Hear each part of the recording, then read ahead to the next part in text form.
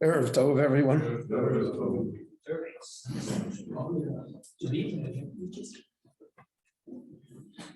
So the Parsha says, Eila Toldos Yaakov Yosef. Rashi points out to us that they had similar lives. Yaakov had a brother that hated him, and Yosef had the same experience. Yaakov had to flee. Yosef is sold into Egypt. There's a long period of estrangement from the family. So the events of Yaakov are reflected in the events of Yosef.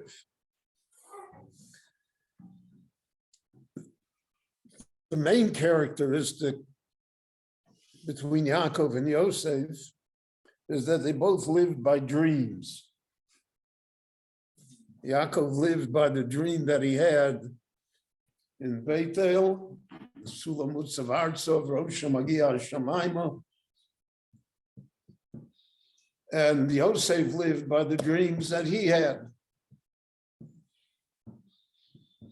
And this quality of living by a dream, which means not living in reality, is really one that sustained them both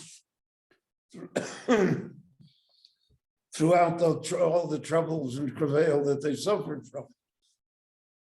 Yaakov always had the dream of the Sulam. Yosef always has the dream of the sun and the moon and the stars and of the sheaves of grain. And it's interesting that Yosef's brothers, Rashi says it's mainly Shimon and Levi,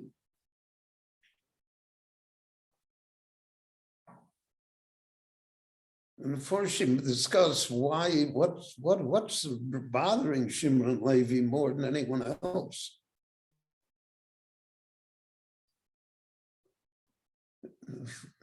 So the Forshim say, I'm going to get back to where I was, don't worry. The Forshim say that once the story with Ruvain and Bilhah happened, so the brothers knew that Yaakov was going to dispossess Ruvain of the Bechorah.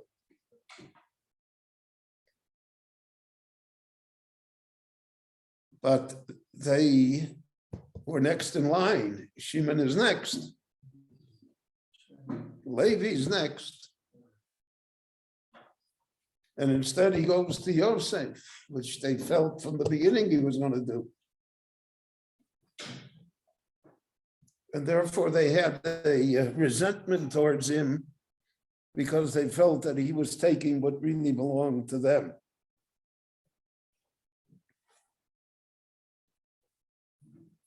And that is an emotion, especially in a familial structure, that's very hard to overcome. So the brothers identified Yosef as the Bala Chalomos. He's living by dreams. The brothers said it as a pejorative thing, an insult. They mocked him. Here comes the dreamer. So they said, we'll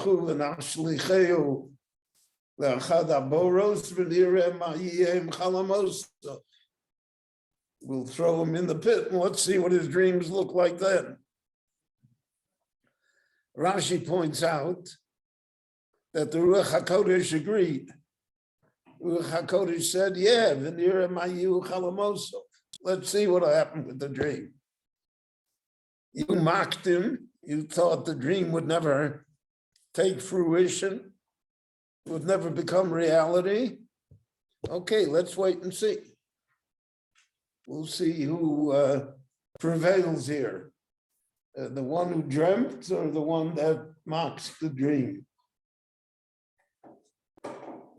And that always became a type of attitude that the Jewish people had, that the rest of the world always mocked the Jewish people. And they always mocked the fact that they never would go back to Eretz Yisrael, that they never would be anything, that they would be destroyed, etc. There's a famous speech by Adolf Hitler in which England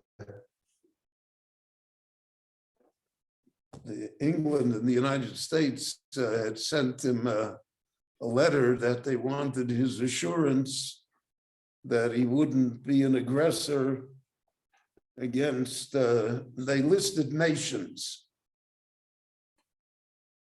So Hitler read off the names of the nations, and in the speech he read off Palestina, and there was a roar of laughter.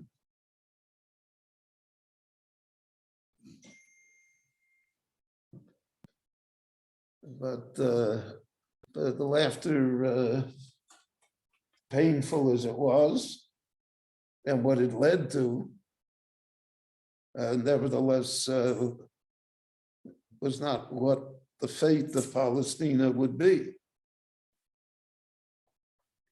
So the idea of a chalom, of a dream, a vision, so that remained the Jewish idea.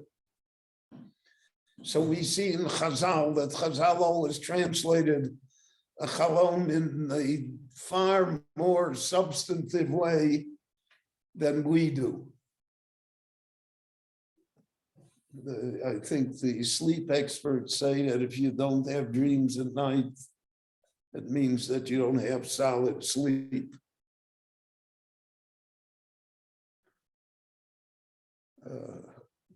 But throughout Jewish history and throughout Tanakh, we see that dreams really determine so many things that happened. And Chazal tell us that all prophets, all Nevi'im, except for Moshe Rabbeinu, received the power of prophecy through dreams. They dreamt their prophecy. They got up in the morning, they wrote it down. But the prophecy itself came through dreams. Meaning that dreams somehow exhibited to us a power and a level that was beyond our reality. And without those dreams, then all of Jewish history would be different. It wouldn't even be here. So that was not only in the time of Tanakh. We find Chazal spent an enormous amount of time discussing dreams. There's a whole parak in Brachot, at the end of Brachot, that does nothing but discuss dreams. And Chazal said that dreams always are dependent upon the interpretation. What is the pitaron of the dream? And that's a great insight as to what will be with the dream. Now we see that the brothers and Yaakov instinctively interpreted the dream that way.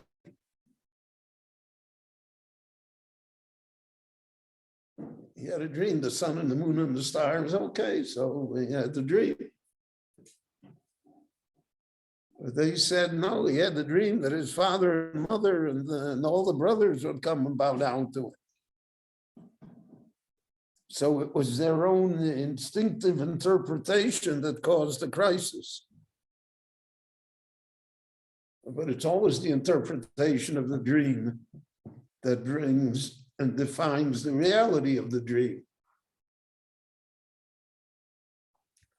Chazal also say, and Rashi quotes it in this week's Parsha, that just as there is no grain without having straw mixed in it, there's no dream that does not have a touch of unreality to it as well. And therefore, how people deal with dreams is a very, very delicate matter. Now, in the Hasidic world and in the Kabbalistic world, and perhaps today even in our so-called more rationalistic world, people who have dreams go to great scholars to have the dreams interpreted. And what the interpretation is really governs the dream. There's a famous quip anecdote that a chassid once came to his Rebbe and he said, Rebbe, I had a dream, and in the dream, I became a great Hasidic Rebbe. So the Rebbe said to him, you had that dream, the Chassidim should have had the dream, not you. So you have to judge your dream. Who has the dream? And what's the purpose? And where is it going? And the Torah tells us by Yosef, Vayiskor lahem es hachalomos asher cholam lahem. When they stood before him, he remembered the dream. So the Meforshim say again, not only did he remember it at that moment, but that all of his life he remembered the dream. Even when he was in the dungeon by Paro, he remembered the dream. And that's, so to speak, what gave him the vision and allowed him to pursue it and fulfill it and to believe in himself. It's the dream that gives us our own self-confidence. Ponovich Rav told me, he said, I don't sleep much, but I dream a lot. And he did. He always had a dream. So the next project he was going to do, the next thing he was going to create. So the story of Yaakov and the story of Yosef, to a great extent, is our story as well. What are our dreams? What do we hope to have realized? Or what do we hope to turn from imagination into reality? That really is the measure of accomplishment in life. And that's why the Torah put such emphasis on it in the Talmud and later as well, because that's like the basis of our vision and our future. Rabbi Chananya ben Akash Omer Ratzah HaKadosh Baruch Hu l'zakas Yisrael v'ficha chirva lahem Torah mitzvot shenemar Anocha b'etzaman tzidko yagdil Torah v'yadir.